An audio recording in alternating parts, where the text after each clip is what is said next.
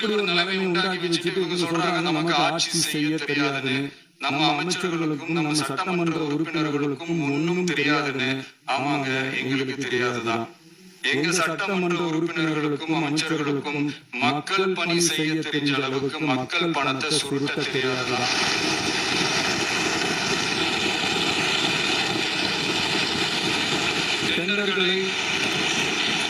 டெண்டர்களை முறைப்படுத்த தெரிஞ்ச அளவுக்கு அதோட ரேட்டை உயர்த்தி ஊழல் செய்ய தெரியாதுதான்.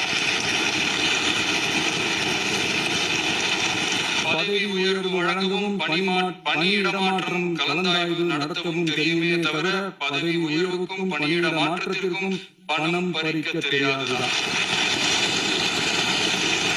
புதிய பணியிடங்கள் உருவாக்க தெரியுமே தவிர அந்த பணியிடங்களை பணத்துக்கு விற்க தெரியாதுதான். கோயில்கள நடக்கிற நிர்வாக சீர்கேட்ட தடுக்க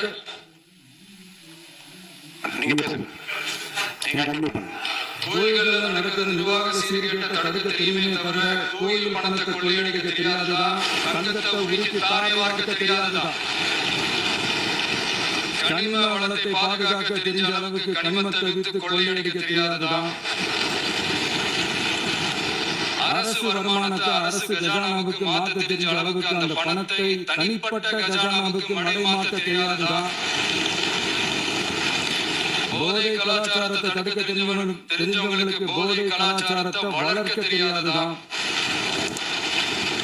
நம்ம குடும்பத்தில் இருக்கிற பாட்டி, அம்மா, அக்கா, தங்கச்சி, குழந்தைகளை, பெண்களை மதிக்க தெரிஞ்சவங்களுக்கு ஓசி பஸ்,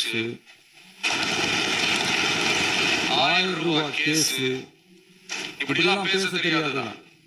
எங்க உறுப்பினர்களுக்கும் அமைச்சர்களுக்கும் மக்கள் சேவை தெரிந்த அளவிற்கு சுயநல தேவையை செஞ்சிக்க தெரியாதுதான்.